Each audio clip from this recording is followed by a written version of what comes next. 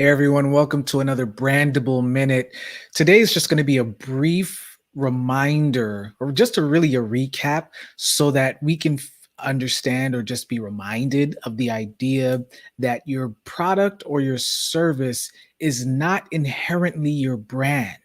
It's a part of it, but it's not the thing. I think that once you get to a point that you realize that your brand is popping, your product or your service is it's successful, it's being accepted by the market, it's priced out beautifully, you're making revenue. You start to think that that is what your brand is all about. But have you guys ever been a part of a situation, where you have an amazing product, but the customer service is terrible? That is part of the brand. Remember, guys, so when we're looking at what a brand is, and let me see if I can get this thing to right here. A brand is four things, right? So remember, see if we can get these down here. So we said it was stories, expectations. Yeah, we know the handwriting, memories, and relationships, right? These four things. And with these four ideas, not ideas really, they're really concepts. They are realities. Your product falls under and really combines all of these together. This is what the product is supposed to help do. It's supposed to help to perpetuate the stories, develop the expectations, create the memories, and to an extent, the relationships. We think that sometimes it's the relationship with only the product, but it's not just with the product. It's got to be with the people. So what is truly a brand? Well, let's go here. I'm gonna see if we can create another page here. The brand doesn't equal the product. The brand is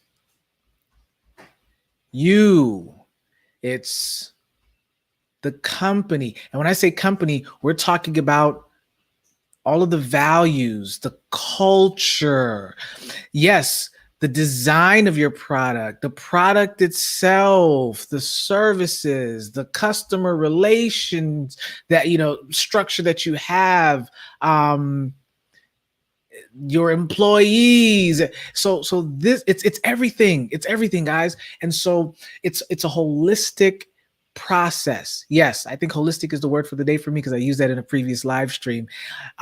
So what does that mean? I believe that what we need to start doing is we need to create this idea of first building out what you're trying to do. So what does that mean?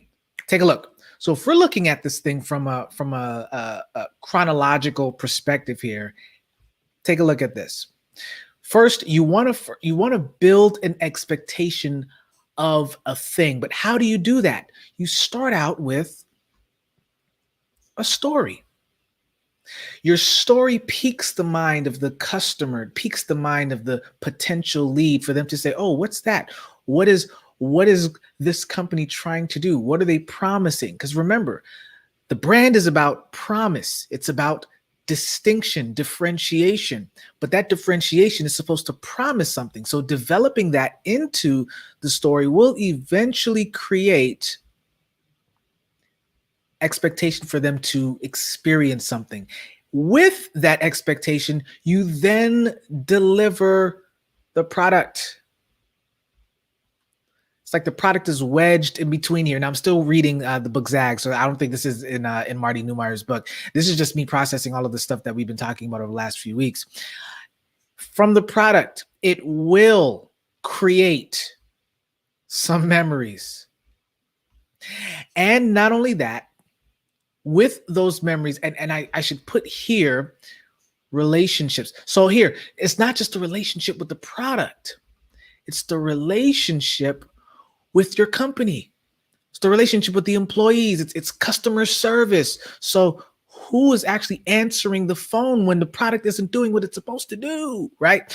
Those are the things that you're wanting to do. So not just with the product itself, but also with the people that are there, right? You can have an amazing product, but if your people suck, some people will rock with you. Some people will rock with you because, they're like, hey, listen, uh, you know what?